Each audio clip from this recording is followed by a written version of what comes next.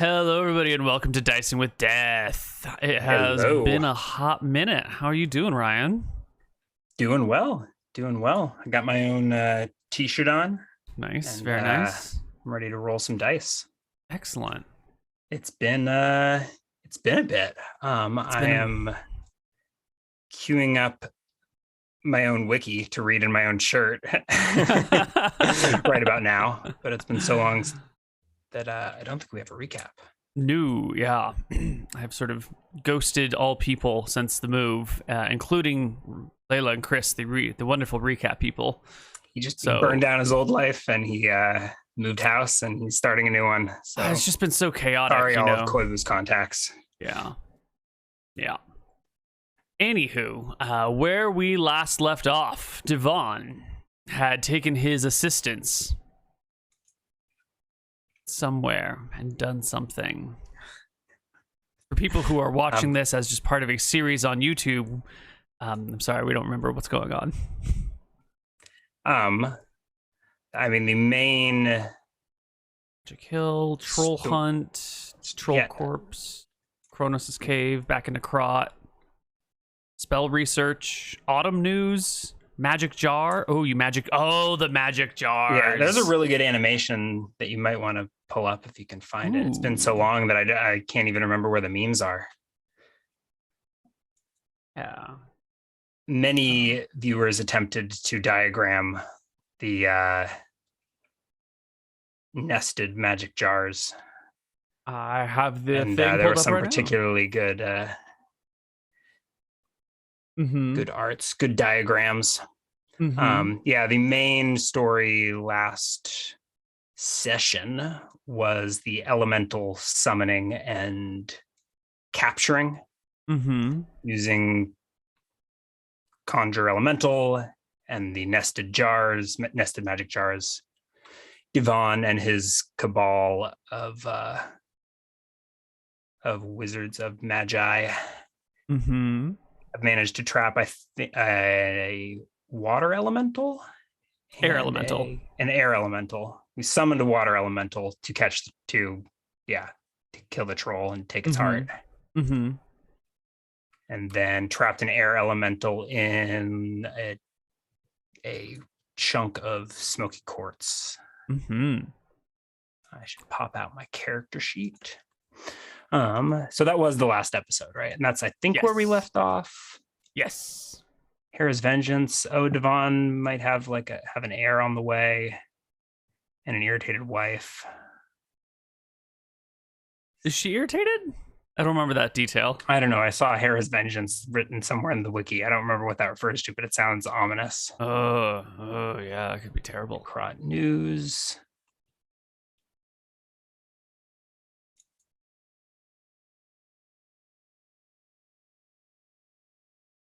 News. Brick roads. This didn't happen on screen.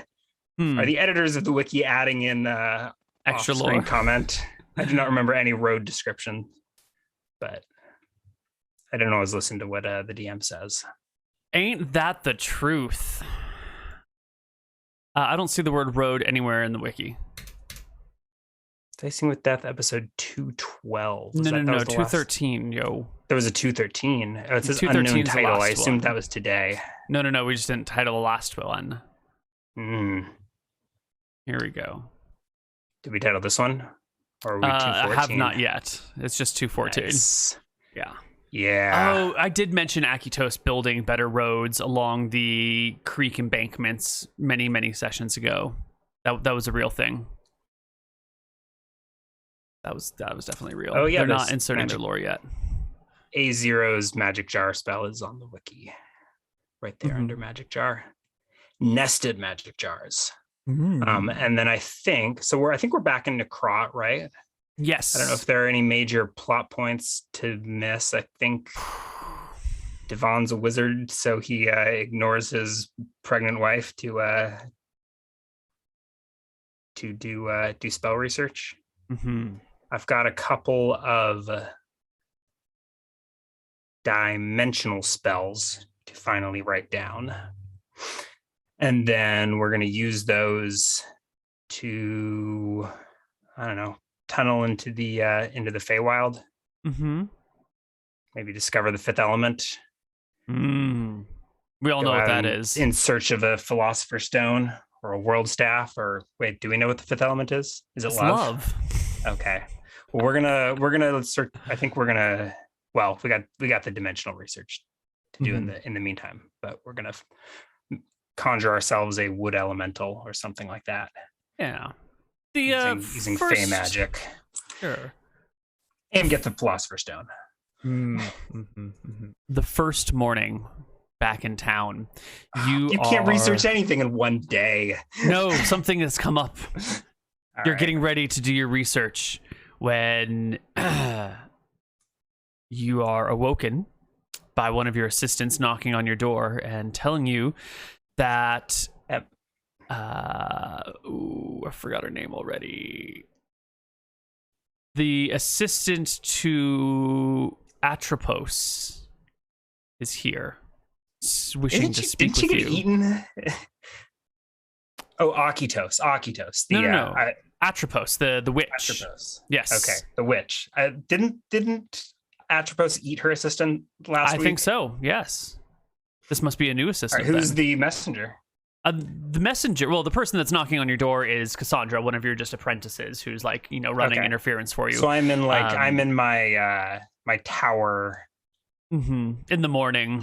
My tower house, not my house. Right. So I assume there's like the elder has whatever houses that all the family lives at, right? But I've probably got a little attic or a floor above the spire. You've got your own house with somewhere, and then you have with a futon in or whatever. Yeah. A mini fridge or something. Yeah, and it's a nice day. You wake up, the sun is shining. You can hear birds chirping outside and people going about laboring. You seem to have slept in a little bit more than you maybe intended to.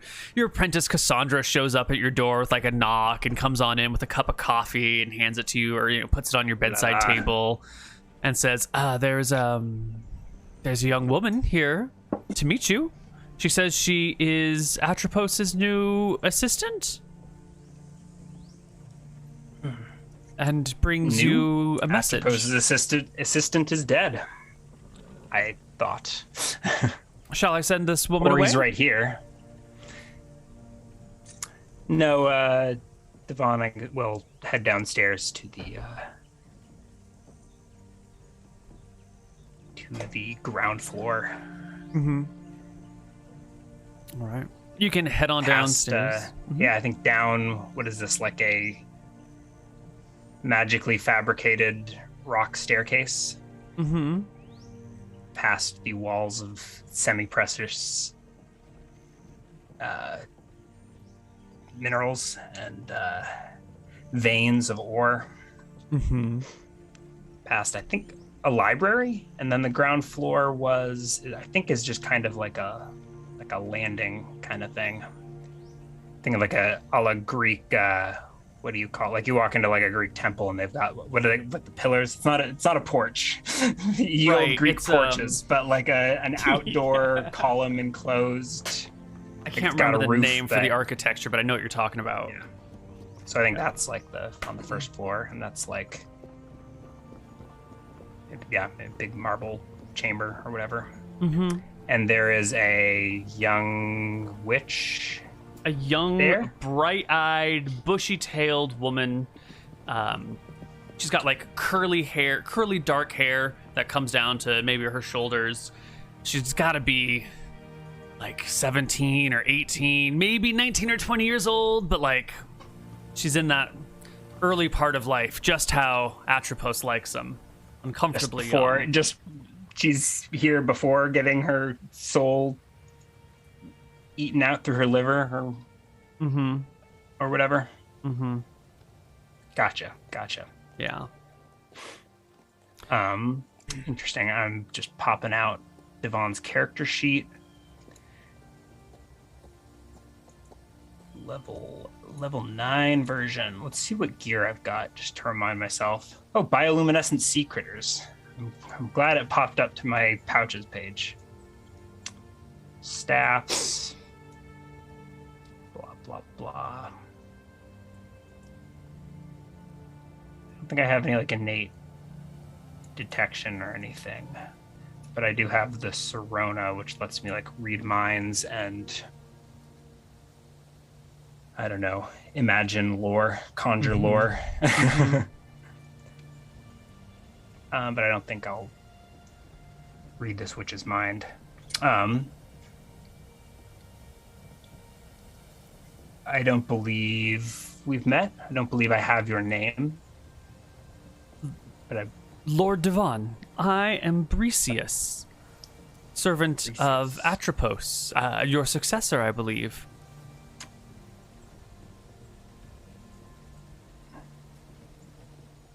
Servant, eh? I believe you have a message.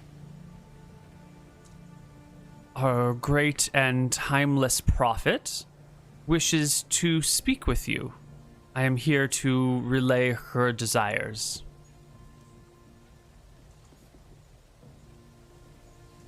Prophet being Atropos. Yes, sir. She's here in Necrot. No, sir. She wishes you to visit her in her grotto when you have a moment. Preferably not before too long, though. Is all well? Devon says, knowing that it is most certainly not. But this isn't the woman that that got eaten last week, right? This is not the one that got eaten. All right. No.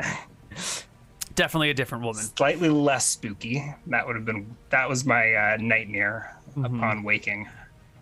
But all in the clear. That's like a morning walk, right? Yeah, it's about 5 miles away. Yeah. So taking his coffee.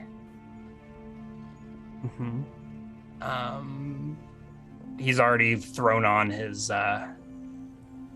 whatever these are, these like fine brownish blackish toga thing. And or maybe yeah,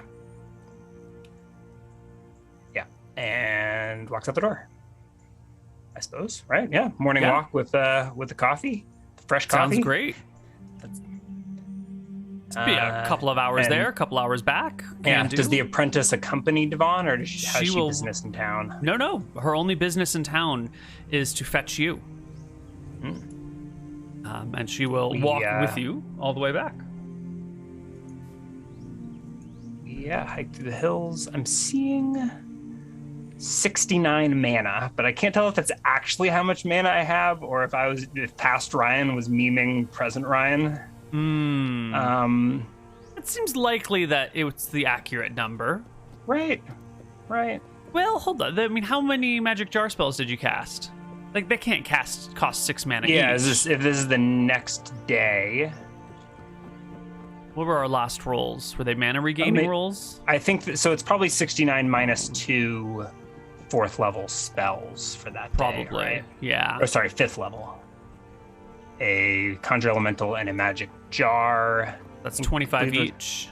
25 each. So 50 less. So I'd have a 19. Plus, I don't think I recover any because soul swapping sounds strenuous to me. Yeah, but then you did. But it was kind of it was wizard. There were a couple stuff. of days that you walked back as well, right? Because the soul swapping was days ago. Yeah. So a couple D13s later. Yeah, just throw down a couple D13s. We won't look at it too closely. I think we've been making a point of maintaining the boardwalks through the marshes. So add 16, 5, and then as we walk out to town, I'll cast that magic recall. Level 2 spells cost 7 or 9. I need to pull up that table. I think it's 7. Blah blah blah, and I recall my staff thwack. This is maybe as we're hiking out into the hills. It gets a little more. I usually move the token, not the portrait. Oh, I can flip the 2. Right, and I believe I can. Do I cast the spell and like conjure it and send it away at will, or do I just have to leave it wherever it is? So like, do I just like leave this What? The staff like leaning up against Atropos's front door, and then and it just stays there for like the next week until I decide to mark of recall it later. Yeah. Or can it be sent back once it's summoned? No. It brings it to you. It does not return it anywhere. Sweet. Okay. That's fun. I mean, it's just a simple like oaken staff or whatever with this rune carved into it. Mm-hmm. We'll leave the elemental pike or whatever at the tower for now. Yeah. And visit Atropos. Yeah, so hiking through the hills and setting his coffee cup down, he vaults up the cliff face to Atropos' cave. Great. Before we actually get into the cave, was there anything that you wanted to talk to the assistant, the new person, along the way? Because it was last week that the last one got eaten, and already there's a new young woman here in this cave. Atropos is a force of nature. This is the way of the world. Okay. I don't know. I mean, there's chit chat but I don't know that she does not instigate any chit or chat. Yeah. Okay. Cool. So I don't know. Yeah. You Nothing that I want to specifically call out. Set your coffee cup down, scramble up the cliff, hop into the cave where Atropos is rocking back and forth very gently, with her eyes closed in somewhat of a trance, but seems to be aware of your presence. Yeah. Thon knows this place and and he thinks he knows this old witch well. But the world has its mysteries. Yeah. Devon patiently waits for her to speak, and you summoned me, Atropos? I have seen the stars. They have aligned before me. There is an opportunity coming for us. For you. For me.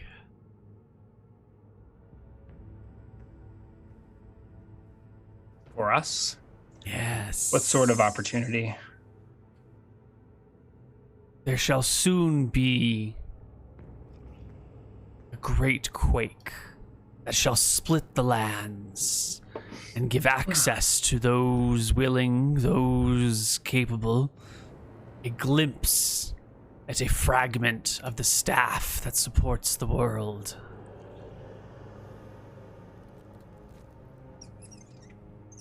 Vaughn narrows his eyes, wondering how this crone knew what he had his mind on. But she still has her tricks. Vaughn nods eagerly. A splitting of the worlds. The earth shall shake. A crevice within what you seek you can find. With my guidance, and only with my guidance. But I require an offering, powerful offering from you.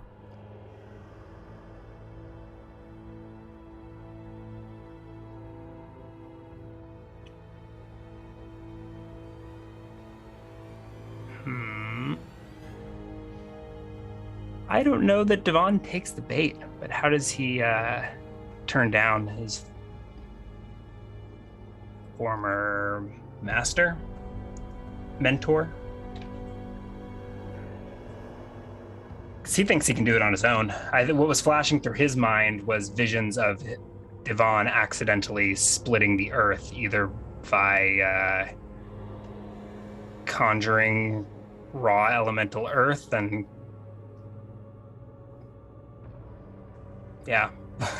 or by trying to burrow from one dimension to the next. A lot of dangerous endeavors. But she sits there. He thinks he can see what he needs to see between worlds. Or maybe he fears that he's the one that's gonna cause the quake. Did the stars tell you who would cause this I quake? have given you a taste split? of the prophecy. I cannot reveal any more to you until when was you the make last your time offering. Devon attempted to use his Serona magic crown on this witch? Was it at level 9 or was it at level 6 when I tried to read her mind and just glimpsed the void? I think it's been Or a very even long just time. using the pound of my, even just using the power of my legend lore. I always feel like I'm cheating using it, but it's just a once a day thing, right? And it doesn't take a huge, like, it's not like the usual legend lore spell requires sacrifices and ritual. This is just like I pick a piece of lore and know it. Is it possible to know future lore? That's probably not, huh? I can't not. I can't use the legend lore to figure out. No, it only gives you who's gonna glimpses of the split them. past. To know the future, I have to pay a tribute to Atropos. Yes. That is her game. I will thank you. What does he even call her? Madam? I think just by her name. Atropos. And I will promise to consider your prophecy and your proposal carefully. Are you all right? Consider He shifts to like without the knowing. caring. I think the. No. You cannot consider my offer without knowing what it is. I do not require any sacrifice, but a very specific one. You said there was a price. Yes, there's always a price for knowledge. You, my greatest subordinate, my greatest servant, my greatest creation. Since you have left me, things have not been the same. I require your heir.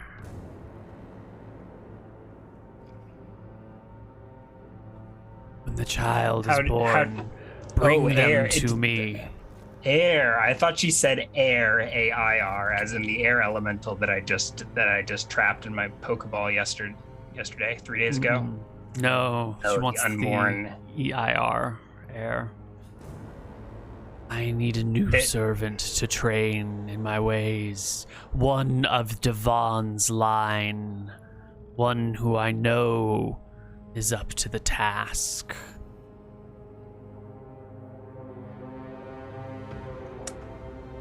I will teach her great things. Atropos, I am not your servant, nor creation. If I ever was. He shakes his head. But not now. What you ask is beyond reproach. I see the future, Devon. Without my aid, you shall never find the Philosopher's Stone. It shall always elude you, one step beyond your reach. And I see many children at your feet. You can always replace this one with another and another. And Devon doesn't let her finish. He interrupts and shouts like, I don't care if you see the future, I make the future, and probably storms out. If he had a teleport spell, he might use it and just snap out of there. I still needs to research that. She sits there rocking as you storm out, just the distant trailing sound of her voice calling out, "Without me, you'll never find it, Devon. Yeah. And you'll time never will find it." Yeah. All right. I like that. No, Devon storms back to Necrot. The young woman who identified herself as Brecius gives you a polite bow and curtsy as you And he just like storms right past her. She was in the awkward position of like sitting at the doorway. What do you call it? Like down a little bit, like listening. The portal, but like not overhearing this shouting match between former teacher and pupil. No, Devon gets back to Necrot and endeavors to, if not take advantage of this quaking of his own accord, be the one to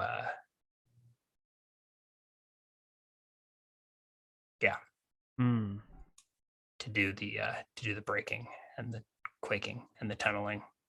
So spell research if we can do it, or is there an immediate earthquake and rocks fall? Nope, there's no such things. You get back to your house a little bit later, maybe halfway through the day or so. Your assistants and servants gather around to see what this meeting was about. They look eager, as if there's going to be some great revelation or some great, the witch Atropos is called Devon.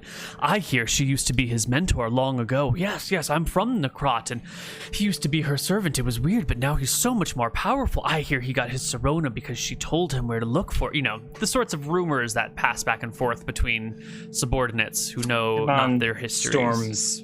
Storms passing. They haven't even read the scroll on the shelf next to them that details Devon receiving the Sirona from the mermaids off of Sinus or whatever, right? Is that it? No, this was Seltzer's grotto, right? Seltzer's grotto. I think it was Seltzer's grotto. Anyways, maybe Devon needs to brush up on his own history. No, that's an apprentice job. He's stormed out of there. He's gone upstairs, and he'll get to it. That's none of the apprentice's business. What went on between Devon and Atropos. Okay. And I think, I guess the spell that I really want to use is the let's see. We talked about this many episodes ago. Not really written much down, but the dimensional. Not a ripple, dimensional tear spell, which I think will be like a 4th level spell that just like slices a hole, a tear in the fabric of the plane or whatever, and lets you, get 1 level removed, right? So like you can cut a hole between the prime material plane, if you're calling it that, and the ethereal plane or the shadow plane, or maybe one of the elemental planes, or those adjacent. Maybe those are 2 steps down. So with subsequent casting, you could do like 3 dimensional tears in a row and burrow your way to the astral plane. And it's probably short-lived, maybe a random amount of time, on the order of rounds to turns, maybe. With a chance of like catastrophic weirdness and like accidentally creating a permanent thinness between dimensions. How's all that sound? That sounds great. I love it. Sound like and then this would be like, this is probably the culmination. I mean, I guess you could have like safer or more powerful, long-lasting versions, but this would be like the culmination of a suite of maybe just one other, like a ripple spell where you like tap the boundary of the dimension of the plane, and like have a chance to like open up a portal if it already exists, take advantage of a thinness, and that'd be like maybe a 3rd level spell. And then the lower level ones were like dimensional cords and breadcrumbs that you could leave to like track yourself and objects as you travel between planes. So maybe let's get some of this in the we gotta succeed in the research before we add it to the spell repository, the library of Necrot.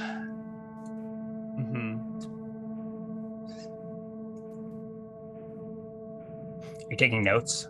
I am so taking notes on the arrangement of the planes to further this spell. Sounds like part of the research. I don't know if there's a book on that in the library, or many days spent divining with the Sirona. What does the word Sirona mean? Is it even a word, or is it just like a made up? No, I think it means like a crown of some sort, or like that's not corona, quite a crown. Well, a corona's also a crown. Or is it just a mispronounced corona? Corona's like Spanish, Latin. But yeah, so Sorona might be like a Greek or Latin variant from which corona derives. It's possible. Okay. Yeah, because we would say Cerberus, the dog that guards the river or whatever, but in Latin it would have been Kerberos. So I could see Sorona being one variation and Corona being another. Like that C gets shifted to being soft or hard in different languages. Yeah, they probably have similar etymologies. And I think I want one of my apprentices to research the lower level versions, so we can just stack weeks, not versions, but lower level spells. And it's probably, so the lower level stuff would be the like breadcrumbs it'll like last for some number of turns or whatever, and you can leave little markers. What would you like, magic breadcrumbs or whatever that you could trace back. In maybe in a magical sense, right? So you could use them to like trace your way through an through the, I don't know, elemental plane of Earth or something, for example. I guess that's not that alien, but or like through the ethereal plane, or even probably through like even through any plane, right? Even if you're in like the astral plane and some nonsensical and dimensional space. Or even like non-Euclidean, some crazy space that folds in on itself or something, you can track this back. Yeah. And then maybe a slightly better version would be like a chord that like leaves a constant string, or maybe is semi-permanent or lasts days or something. So it's like a first and a second level. One of the things I've always wondered about traveling through planes is there is always talk of these like silver cords that follow you. But is it so much like you go from one place to another? Like the plane has a spatial dimension, and you must travel 100,000 miles to the astral plane, and then you've got to find your way back. And so you need the cord because you actually need to get to like a specific set of coordinates in the plane where these areas through them are, or what is the travel through planes like? It's very lore dependent, right? Or like, I don't know, universe dependent. I understood the astral cord. I think it's mentioned in the astral spell in D&D. Yeah, it talks about cords in detail in like various optional supplementary texts, right? Yeah, I always understood it as like a way to, it's like the connection between your physical body and your astral body or whatever. So like when you cast the astral spell, right, it like although it takes your whole, right, I think, right, it's the cord that separates your, like, so like if you leave your body to go astral, or do you take your body with you when you, there's probably two. So I think the astral cord is like linking your physical and your spiritual force. And it also helps you find your way back, which implies that there are specific, it's not really exploitable. Like points. You can't really attack it. There's some very specific magic that interacts with it. Right? Conceivably, if like your cord was cut, you would die, or like your spirit would be separated from your body irreparably, short of like a wish or something. But yeah, you can't like target it with much. But it shows up when you get to the astral plane by certain means. Like maybe you could go there in duality by some other way, but anyway, so this was kind of a reference to that, but I didn't really mean to interact with it. Right. It's more like making your own lower level temporary version. I don't know if there's some cosmological astral cord in this universe, but maybe we'll find out in the course of this research. So where shall we start? And which apprentice is going to do this? So Devon will go to one of his apprentices and offer him on this this adventure to the Feywild. Is that what we would call it? Is that what there was that scholar that was through recently, is visiting from the Elflands, or like an expert on Elfwood. Yeah. that what you would call it? There's probably some document somewhere. There is a Feywild, of course. And you want to do research to there? Well, that's the general quest. We're probably gonna, if we can find like I don't know what they would call them. Like what are the Fey portals? I don't know. Like right, like in certain magic trees and like they do have at ways sunset, be underneath the shrub or whatever. Or these thinnesses between, so there might be one that we can find closer to home and just go straight to the Feywild from here, but it might involve having to walk over land to the Elfwood. But we got to get there because they know about this, or rumor has it they have a Philosopher's Stone. Maybe they know how to make one, or so you want to. And I think it's probably, I'm looking at their stats and like their character sheets. So Cassandra is probably she's the higher level one. The older one, Soy, is new and more of a elemental. So she's studying the way of the 5 elemental fists or whatever. Yeah, and she's got a lot of spunk, but she's also got a little bit of a lip on her. Not going to be the one that I'm going to like take to research the Feywild. It might be Moth, the unassuming one. What are her spells? Right, because I don't want to like get Cassandra killed. Moth's new and she doesn't really have a use. She's a wizard / sage ? Okay, so maybe she comes along to like document this expedition, and I don't know, carry my books for me or something. Yep. She writes the books, so Devon doesn't necessarily have to. I mean, cool. A wizard needs 10 strength in order to carry her master's stuff. Moth is probably, she's level 2. That'll improve the spell research, I think. So she's going to research some sort of dimensional breadcrumb spell that she can use to track us or whatever, so that Devon doesn't have to waste his MP doing such things. Great. So that will probably take her like a week. Maybe she'll do it over the same. It's almost better to roll every single week. Just risks the catastrophic failure during spell research. Yeah, I mean, unless you really want the spell. But I think she doesn't want to screw this up. She's only level 2. We're not going to like level her to level 3 or something, are we? So she can't. Cassandra could do like the astral cord, dimensional cord, or whatever. But I don't know that this is everyone, unless Soy and Cassandra feel spurned, or they're, why Moth got chosen. But they're usually the favorite students. Right, and it's probably good for them to feel a little bit of competition.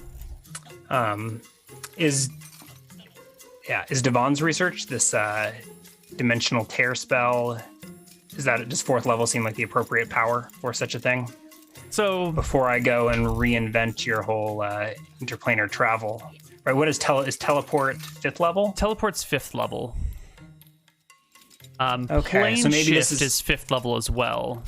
So maybe this should be a 5th level. Well, but it's a little more reckless and situational than those, right? So like my vision is to get to the Feywild, I'm gonna have to go find a, I don't know, particular tree at sunset, or like some circle of stones on the full moon, or right to get a closeness to the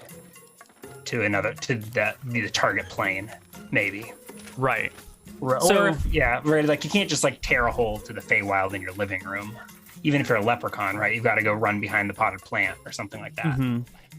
So plane shift allows you to access other planes with some conditions, but fairly reliably without any special. Teleport doesn't allow any. The 7th level teleport without error lets you go anywhere. It lets you go to another plane with the chance of error from the 5th level teleport. Right. But that's like you could teleport. I think you could just like teleport to the astral plane if you've been there before. Or if you haven't been there before, it's super dangerous. But right. So we're talking about making a lower level plane spell that allows planar travel. Yeah, I think it's akin to like an etherealness spell, but it gives you more options than just ethereal. Okay, and the conditions of this are going. It's 3rd for priests, 4th for wizards, priests, but because of the way the ethereal plane works, I'm actually going to shift it to a 4th or 5th level spell anyway, because my ethereal plane is a lot more useful than the default ethereal plane. Yeah, or you could like nerf the etherealness spell so that it like makes you ethereal. It doesn't necessarily take you to another plane. Like right, like right. What sphere is it from? Like it's not like it's alteration actually. Sphere. Yeah, so like makes you phased. Like phases the recipient. It doesn't send you to the ethereal plane, right? Or the shadow plane. Maybe that's Yeah, or just make it not have anyone come with you, because the strength of it right now is you just like, you could like ethereal yourself in 7 people, then walk into a castle and then unethereal and murder. Instead of going ethereal, you've got some other status effect where you're phased that gives you all the benefits of being ethereal without any of the cosmological implications. Does that make sense? So like you can go through objects, you're invisible, you can't be seen. Yeah, because you're ethereal. Right. And more of like anyway, that'll be for another project. That's a nerf for another campaign. It's not going ethereal. But for you, a 4th level spell that allows planar travel under strict conditions, so it's not easy. It's like, and it also it'll scale with level in that, right? 4th level spells are usually level 7, a level 7 wizard.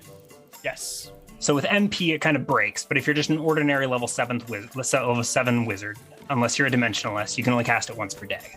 So you're limited to 1 plane away, or you'd have to spend a night in the Feywild or in the shadow plane or something, and cast it again. If you are 9th level and you have 2, right, or 8th level and you have 2, then you can get 2 planes away. 9th level, right. I also want to make sure that the conditions are a little bit tough. So when you're leaving the prime material plane, it's not like you can do it on any given day. You're going to have to find like a specific I think it depends where you're going, right? You just like cast the spell, like to get to, what are we calling we're calling it the shadow plane? Well, like to get to, that is one place. The shadow of the prime material plane. Yeah. That's like one, you could do that anytime, right? You cast this 4th level spell and you slice into the shadow plane and you jump through, and then some D10 rounds or like D100 rounds or whatever, the rift closed behind you, and if you roll a 99 or 100, you create an instability that leaves that area sensitive to dimensional whatever. I would like to put future. some parameters on that. Like if you're going to the shadow plane, you should probably have to do it at like twilight or dawn, or maybe into a shadow. Like but I would like there to be some sort of condition, so it's not just like hoity-toity, I'm in the middle of this thing, now we're on like... Yeah, I call that the Dusk and Dawn. I mean, is the spell only useful at Dusk and Dawn? I called that out because it's got, I don't know, correlations with, like, whatever they call the elf, the Feywild? world, the other side, whatever, the Feywild, Like, it... Yeah, so it needs to find sensitive regions, so it's not just... Yeah, or other transition times. Like right. You'll need a transition point is a good way of putting it. Yeah. You got to find an appropriate transition point before basically you can move between these. You need to narratively convince your DM that you're tunneling between planes, right? Can't just do it in the middle of battle, pocket dimension. But if you're like specifically like, okay, I want to get to, Yeah, I can dig that. I like it being kind of vague. I like you asked, someone asked Devon to like I don't know, hobgoblins stole my child and kidnapped them back to the other side. You're like, okay, I'll open up a portal to the Feywild or Feywool or whatever the 3rd tier of the Wildwood. I'm gonna open a portal to the Wildwood, but we've got to walk out into this copse of trees at sunset. Right. At sunset, as the full moon is rising, and be anointed with holly leaves. Come back in 12 hours, and a sandwich for your wizard. Right, and the loaf of freshly baked bread or something like that. Yeah. Okay, so as long as it's plane shifting with conditions applying, I'm on board, because I want to make sure that or to get to are the elemental plane? They're adjacent to the material plane. They're right? adjacent. But you'd have to you'd be like, okay, we can go to the elemental plane of fire, but I need to light this 3-foot brass brazier. Exactly. You put the brazier in the brazier, and then you set it on fire. Of sulfur or something, and jump in. Perfect. Cool. Not to get totally not to go off on a tangent for too long, but I had also had some more thoughts on Devon's magic items, namely the mantle. I think the divine mantle. I'm sure I read many item suggestions from viewers in Discord and Reddit and stuff. But you can like attune yourself to a particular elemental plane and be able to like survive there. Maybe you can do a druid. I don't know if you need to get there, but like, okay, maybe I don't know if you can do it once per day. Like I'm tuned to earth, to elemental plane of earth or the elemental plane of fire today. I can survive on the elemental plane of fire with the aid of this divine mantle, this powerful magic item. Okay, and it will basically allow survival and maybe there's on other any plane. benefits, like maybe you could use it to like, I don't know, put on your mantle of flame and do damage around you, or I don't know. It may, you Put on know, your water retains repellent. the I don't know. Maybe there's visage some of whatever side plane you've last on, and or so if some, you go to the some fire lower plane, level it can, effects. But yeah. And then there was some like memes about, I don't know, like the staff with the different elemental stones in it.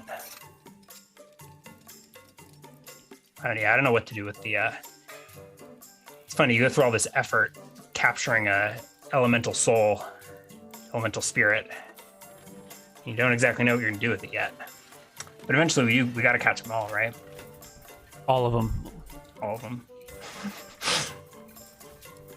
So, do we want to write down more details of the spell before? Should I like start working on it as a spell in my character sheet and send it to you for proofreading, or Yeah, that's a nice way. or do we want to go straight to whatever format goes? Let's do it the same way Congress does it, but more effectively. You write up your bill, I write up my bill, then we negotiate them together. So you can work on your stuff. I'll jot down some notes, and then we'll take your rough draft and then like shove my notes into it and negotiate some sort of middle ground. And in the meantime, taxpayers are going to pay for it all. So, Twitch chat, those are the taxpayers. Yeah. Got them. Got it.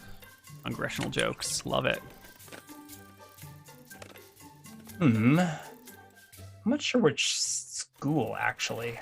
Like, it's dimensional, but is it alteration, maybe? Or evocation? Maybe an evocation. I think this is actually evocation, because you are like ripping a hole in the fabric of reality. You're not altering something to like be a nice, easy portal. You're just like, what do you think for casting time? Full round, a full turn, maybe one round kind of thing. Like it's got to be some ritual, but like you could be like, quick, it's like the orcs are coming down the beaches, and you've led your party to the water's edge. You're like, guys, wait, we've got to hold them off. It's almost sunset. Look at how low it is. And so you've got to be able to like get out in a pinch when you're like, yes, it's sunset, one round. Or do you want to encompass like the ritual of running down and like call it a turn, where like the whole? I think a turn is fair. Because then if you're doing the, like, we got to do it, sunset's arriving, then it's like, hold them off for 10 minutes while I complete the spell and, like, rip a hole in reality. Yeah, because if this is going to be the low-level access to planes, there should be many difficult conditions to apply, so that way it's not just, like, you hit 4th level and planar travel is now, like, a nothing problem to resolve. You know, I would like 5th or 6th level to be where you can do interplanar travel, 5th or 6th level spells, where interplanar travel becomes easy. So if it's being introduced at 4th, it should be hard. Okay. One turn, save, NA. Or is there a save? Does the dimension get a save to resist getting torn? Is that like a D? What was I saying about rolling a die? Oh, the die was to randomize how long it stays open for. An interesting question. How big should it be? Maybe a random length, a random dimension, like D. It should be big enough for one person like to walk through at a time, but then you single file and all walk through together. What if you need to get like a catapult through? Do you have to cast it twice, or can a more powerful wizard just make a bigger hole? I don't know if this spell is the one that gets you a catapult into the spirit world. You use your reduce and your pocket ballista for that. All right. Yeah. Right. AoE 6 feet. So it's not even like 1 foot per level or something like that. It's like just straight up. No, I think it's just like a doorway, but not like a nice rectangular doorway. I'm imagining more of like a vertical rift. Maybe 8 feet, so we don't discriminate against any demi-humans or something. The height of the caster that allows you to, caster's height that allows you to walk through, and anyone smaller than you. I don't know. I like you enlarge yourself and cast it. Yeah, enlarge yourself, cast it to get a bigger one. Yeah. That gives us flexibility, but also, you know, some sort of boundaries. Duration rounds, turns. So you wanted to stay like open D100 for a little while, right? Like you can open it and walk in and out. It's not you don't want it to like be permanent. Yeah, probably, right? Or can you use like something like the first level breadcrumb spell to get yourself back to where you tore through the first time and use a second tear spell to get out? That also limits its like immediate application, or it makes it costly to go in and out. I do like having a variable open time, like you tear a rift and you're not sure how long the rift will stay. So, and I think so. What do you think about D100 rounds? And if you roll like a 99 or a 95, then there's some permanent consequence, like you accidentally make it. Like normally, like the boundaries of the planes will seal themselves up, right? They're not like just right. I'd like the minimum. The universe is not just going to allow for there to be a big flapping hole between plane. Or it takes a lot. Anyways, I think the minimum should be at least a couple of rounds, maybe like D100 plus 2 or something, or you know D100 plus 1. But I think there should be at least a minute or 2 period. D100 plus 2. I like that. Okay, I can deal with that. And then subtract. How about we subtract the 2 off the end? And if you get a 99 or a 100 on the duration, right? A permanent. What would you call it? Like, I don't know. Consequence. What's the word? A thinning of the medium, or that's a shitty way of phrasing that. A weakening, permanent tear, a permanent weakening of the planar boundary persists, or a persistent weaken. There is a persistent. How about there is probably a weak way to start a clause, but there is a persistent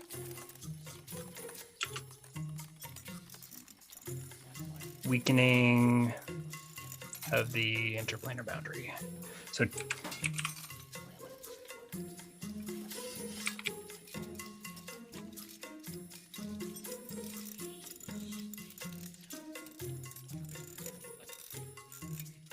typically a tear will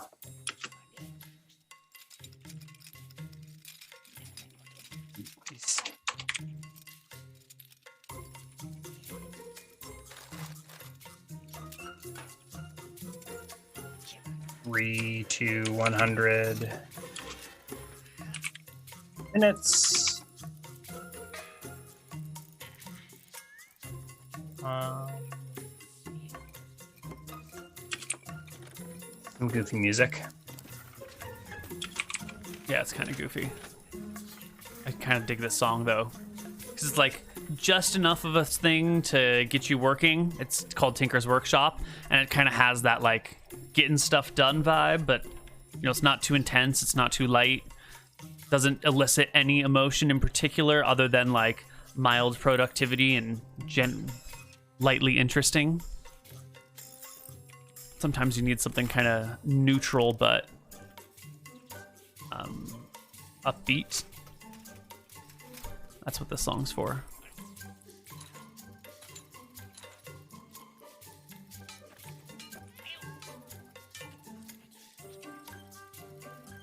For transport. We can also switch to something a little bit more wondrous, a little bit more like wizard delving between the portals and planes.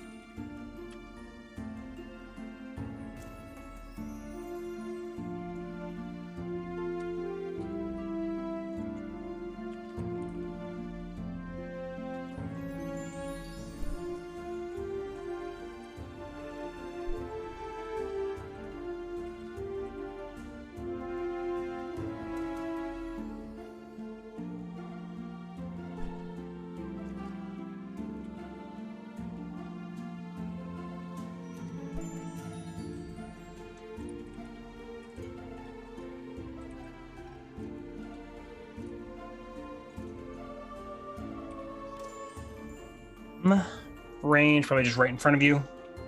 Touch. Yep. Touch. I think that's good. Damage. Okay. Or none. Did I do it right?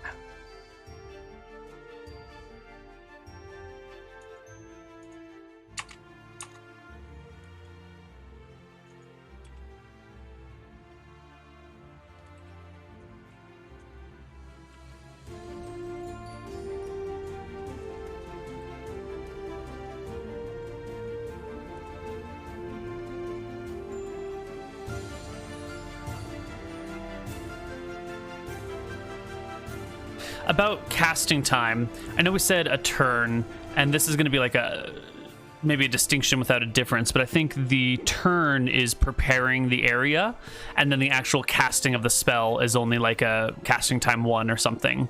So like if you were to have an area that was pre-prepared for you, then you could cast it just casting time 1. But if you're showing up to a place, it would take about a turn to set up. Okay. So maybe I'll casting time is 1, and then in the description I'll be like, yeah, or special or whatever. I don't. However you want to note it is fine. Let's see.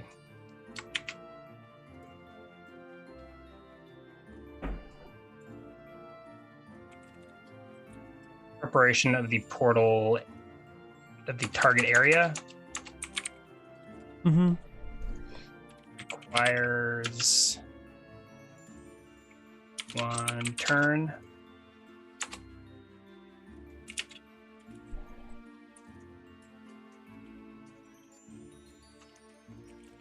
Spell can be cast,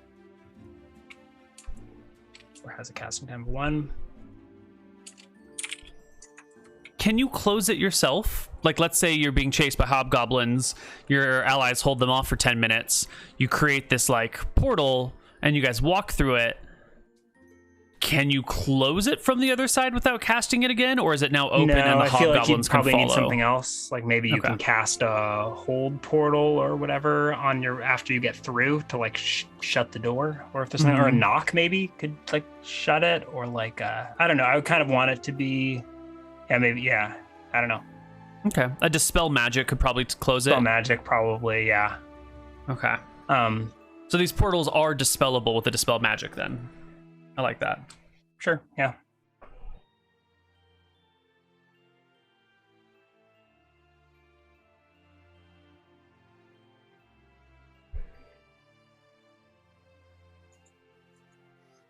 And any creature that wishes can move through it. Yeah.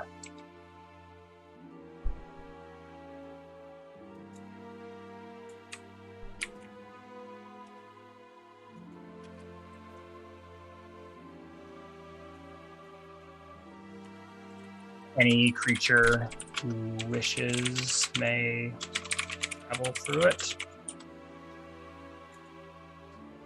Or maybe not even who wishes. You could like get dragged through it, or be a zombie and not have any wishes and still go through the portal. Mm-hmm. It doesn't grant you the ability to exist in that plane. It just gives you access to it. And I imagine it's right. So like, if you like rig up a tear to the elemental plane of fire, it'd probably be akin to a wasted higher level spell to accomplish a minor gateway, right? Yeah. Might last a little longer, minutes, as opposed to...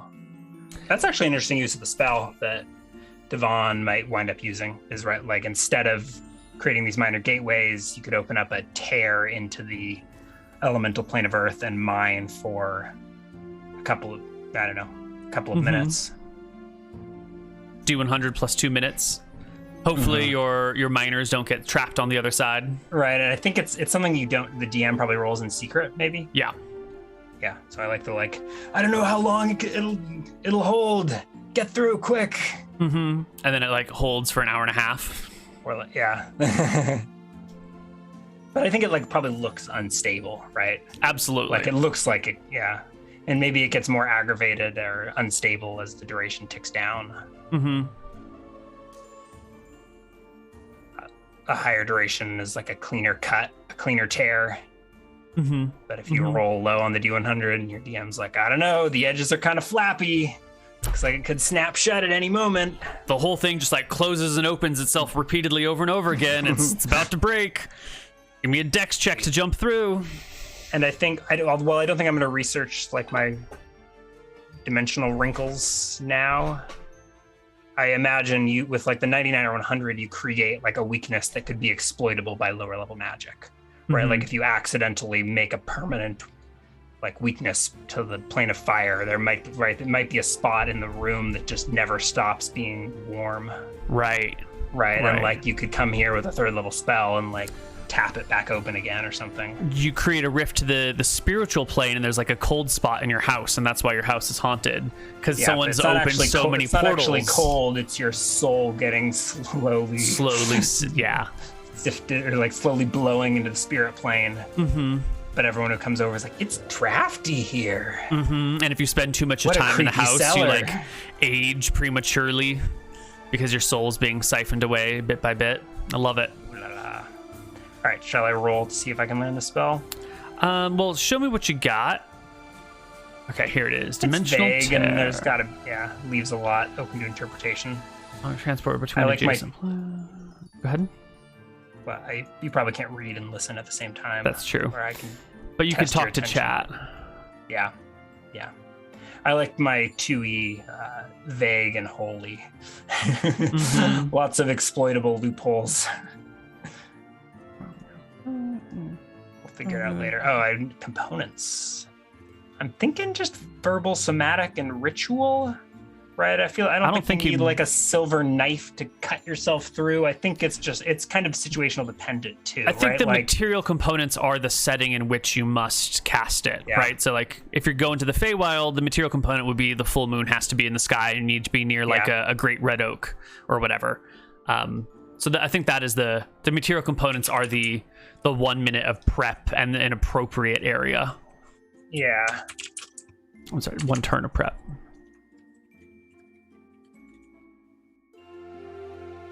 Okay, I think this is... there's even a list. Okay. A list? So I'm going to okay, and the material components are... Let's see.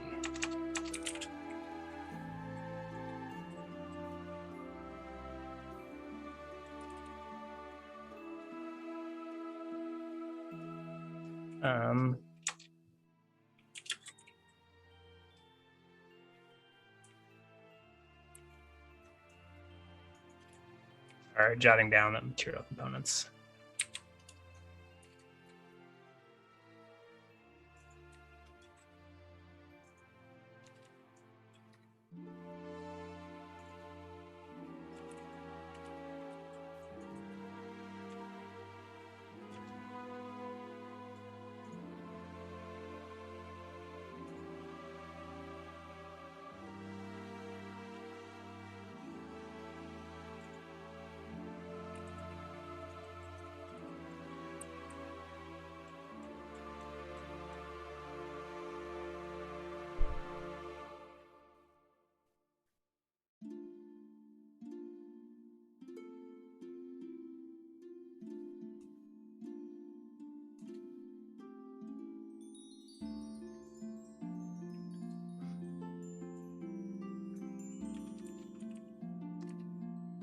Sweet, sweet sound of a mechanical keyboard clacking away. That's why you tune into Twitch chat, right? Or to Twitch. Mm-hmm. And background music.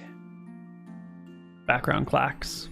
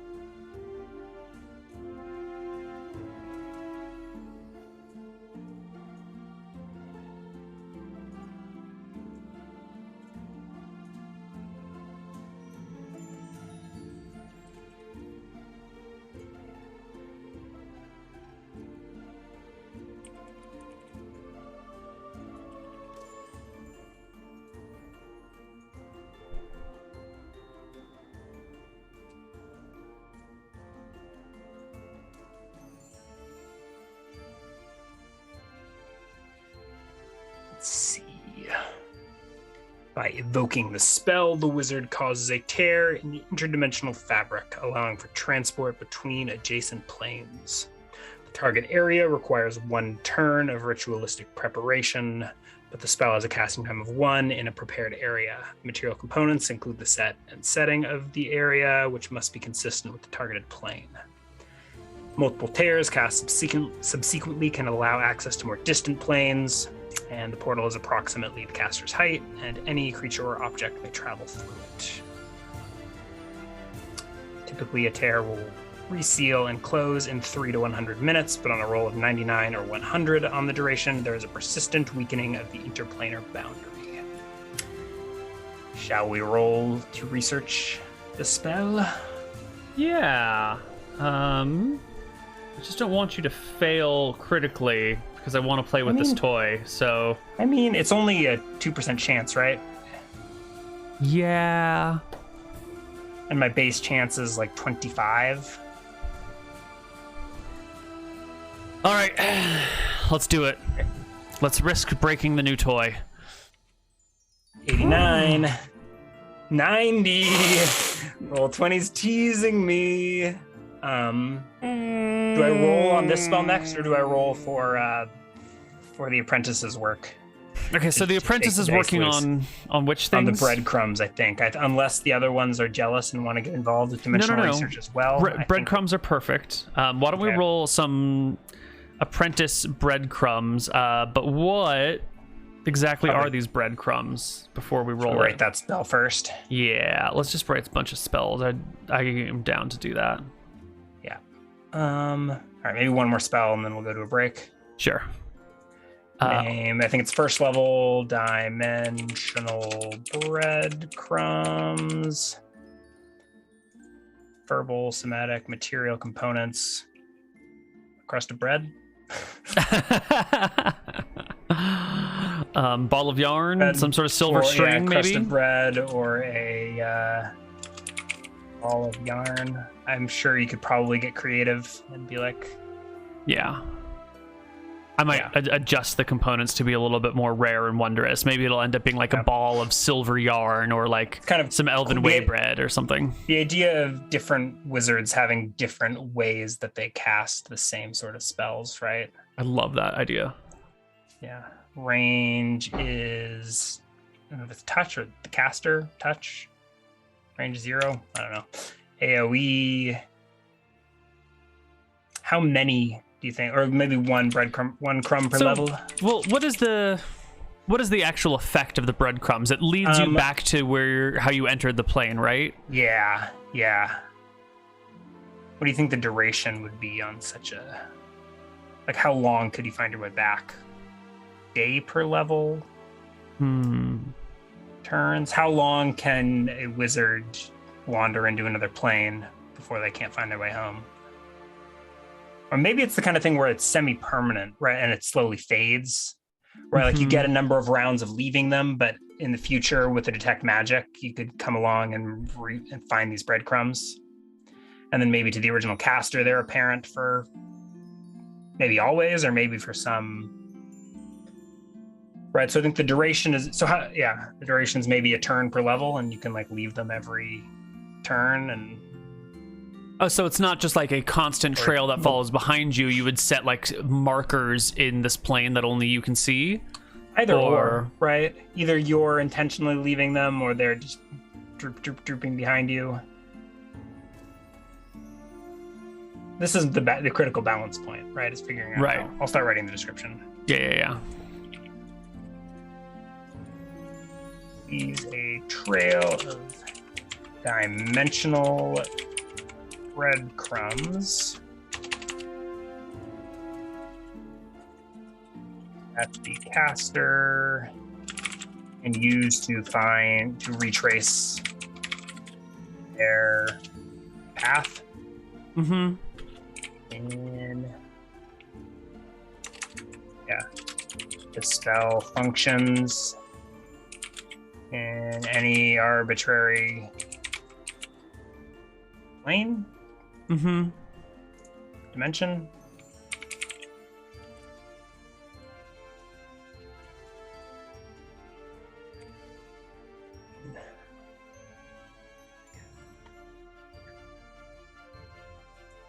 Right, I think this should be a low-level spell that maybe that scales, right? Like something akin to like enlarge reduce, where like level 1's not going to be able to go very far into the woods. Yeah, I definitely think it should be scalable.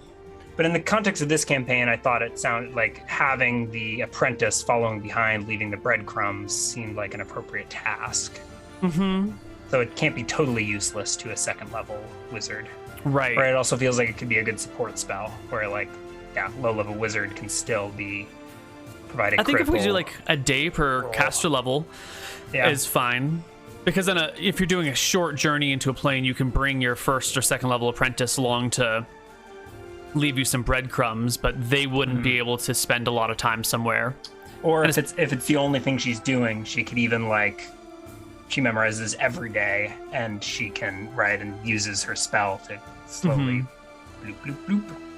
Yeah, there could be a clause where like if cast again before the duration expires, the spell can be used to extend any breadcrumbs already deployed. Oh, maybe you don't even need to do that. Maybe but I think like if you come and you cast the detect magic, you can like find the trail maybe, right? Like there would be a residue of breadcrumb. Yeah, maybe with detect magic you can like triple its and it's probably useful time. It's probably a lot stronger if that's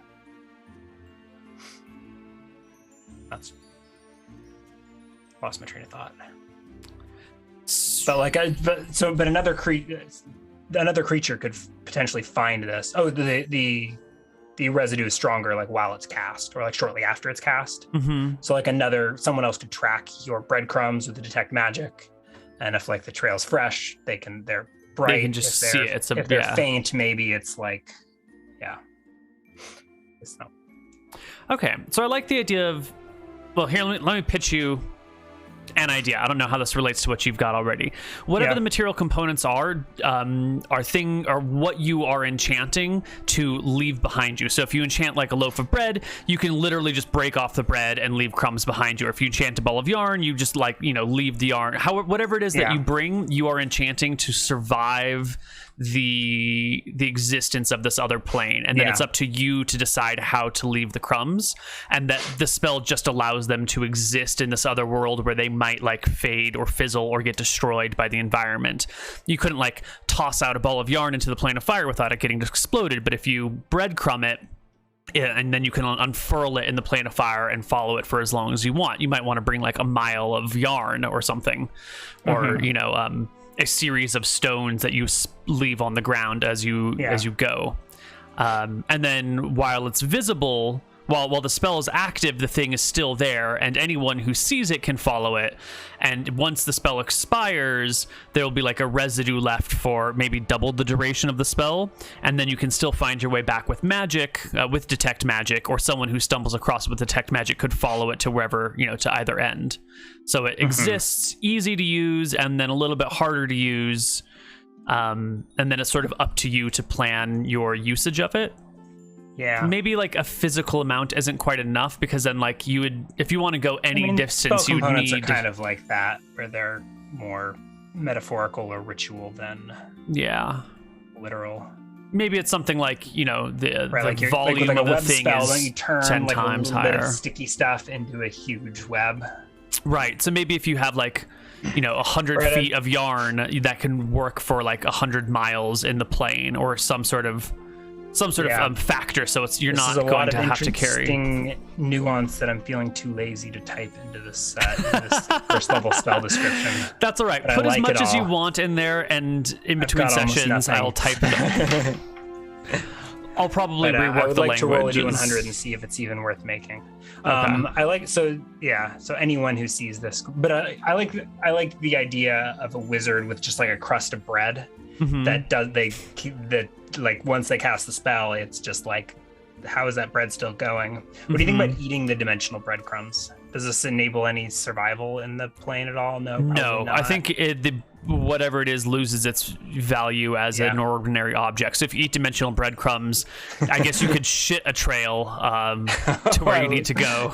That's good. Oh gosh, I've got a vision of the kobold tracking the party and eating dimensional breadcrumbs and leaving their own dimensional trail. It's not unlike the thunderclappers that Lewis and Clark used. Now we can follow their trail years later by the amount of mercury that they leave in their campsites. The thunderclappers, for you in Twitch chat who might not have a deep American history lore, were what do you call them, laxatives, to help them, you know, not be constipated while they survive on shitty trail rations that don't probably have a lot of fiber in them. So all of their campsites, they have like, you know, latrine deposits that are like high in mercury. And if you know where you're looking, you can sort of follow the Lewis and Clark trail via their literal droppings. Been done. Yeah, that statement's about 80% accurate. Probably. I'm probably missing some key details. So shall I roll? So the apprentice will have, if I've already done, well, I probably, let's see, 4th level spell takes 8 weeks. So if the apprentice spends 8 weeks doing a 1st level spell, that gives them a bonus of 6. 60? Is it 1% per week? Per week or something like that? I think it's 10% per week, so 60%. 10% per week. So 60%. It's 2 weeks of research per spell level, yeah? Yeah. And then another 10% for every week spent thereafter? Yeah. So plus 60%. Yeah, but they're only level 2. And her intelligence, I can probably look up.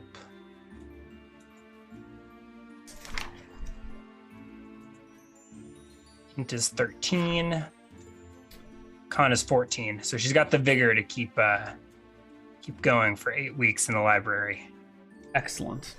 So 13 plus 2 for level, I think, would be 15 minus like 2 or 3 per level. Yeah, 10% plus 1 per relevant ability score, plus 1% per experience level, minus twice the spell level, and then 15, another 10% for every additional 13, week. 15, 25 minus 2 is 23. Plus 10% per week, right? Is right, 83%. 83%? Yeah. Woo! So she would figure out the breadcrumbs. And then let's get back to Devon. He's on 10 weeks.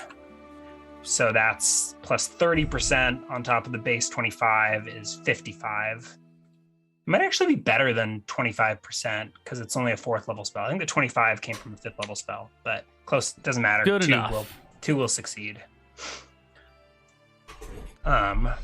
Sweet.